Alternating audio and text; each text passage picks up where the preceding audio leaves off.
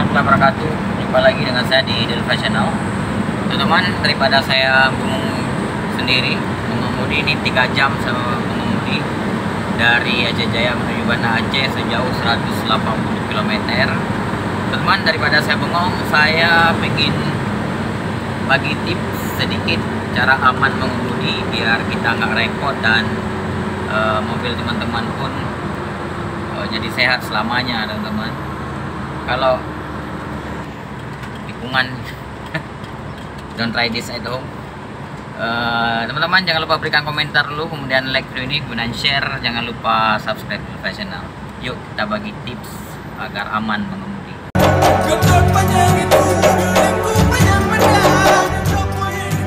Ketika kita sudah berada di belakang setir seperti ini saat kita mengemudi. Kalau sebelum mengemudi mungkin kita cek air radiator, BBM, dan lampu-lampu dan sebagainya. Kemudian kalau udah kita berada di belakang setir seperti ini lagi jalan, perhatikan yang pertama adalah komponen yang ada di odometer. Nah, komponen yang ada di odometer yang pertama adalah indikator ampere panas atau indikator temperatur. Teman-teman, kita lihat di sini temperaturnya, jarumnya berada di hampir setengah ya, hampir setengah. Ini teman-teman, agak silau. Nah, posisinya di bawah setengah sedikit. Ini artinya nggak apa-apa. Kalau sudah melewati setengah, setengah itu harus teman-teman segera menepi. Nah, harus menepi untuk menjaga kondisi temperatur mobil kita. Nah, langkah yang pertama kita ambil adalah berhenti, menepi, kemudian dinginkan mesin sebentar. Jangan langsung membuka tutup radiator, tapi kalau tutup air reservoirnya bisa, boleh, nggak apa-apa. Nah, tunggu beberapa menit, sekitar mungkin 5 menit atau 3 menit baru bisa dibuka. Usahakan buka dengan menggunakan kain, teman-teman. Nah, imbasnya kenapa kalau temperaturnya panas? Imbasnya kenapa? Nanti teman-teman deksel, kepala deksel akan memuai akan membuat mobil kita jip, teman. Dan ini bisa berakibat fatal bagi mobil dan bisa mengeluarkan budget yang tidak sedikit, teman-teman. Itu perhatikan, yang pertama adalah temperaturnya. Nah, yang kedua mungkin teman-teman perhatikan antara jarum speedometer atau speedometer dengan RPM. Nah, usahakan dia berjalan sejajar, jadi tidak kalau jarum odometernya lebih kencang dan jarum kecepatan RPM-nya melambat, itu perlu dicurigai juga, teman-teman. Pasti ada gangguan-gangguan, baik mungkin yang paling sederhana adalah gangguan pada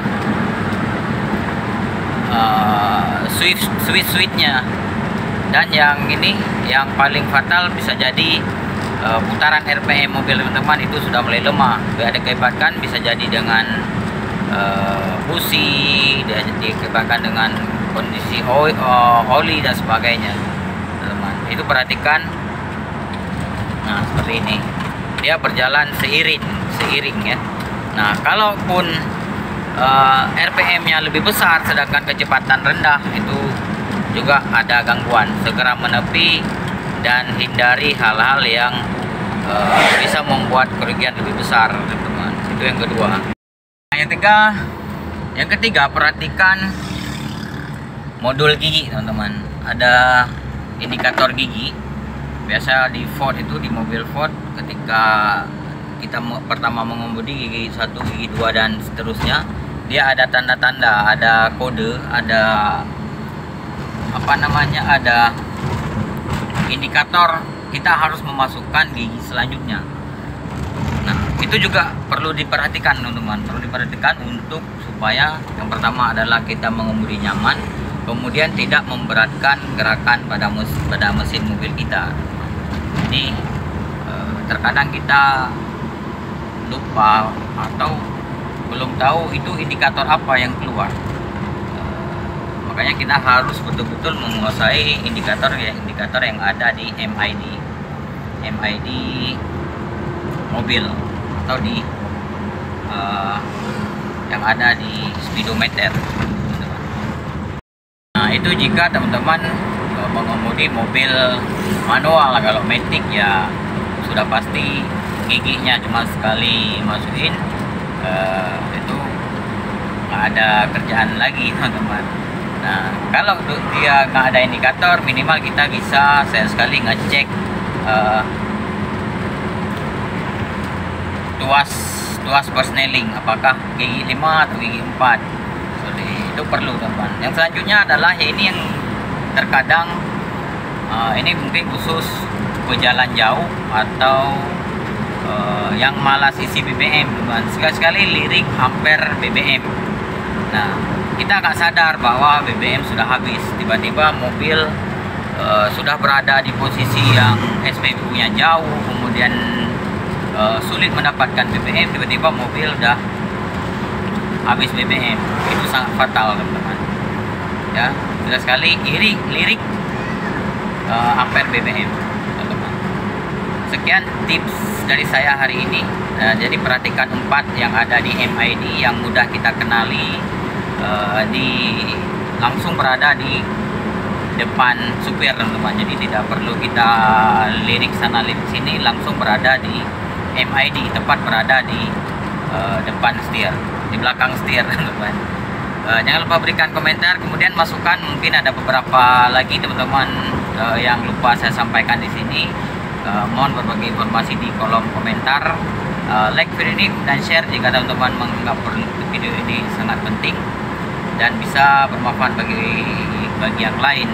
Subscribe di channel. Assalamualaikum warahmatullahi wabarakatuh.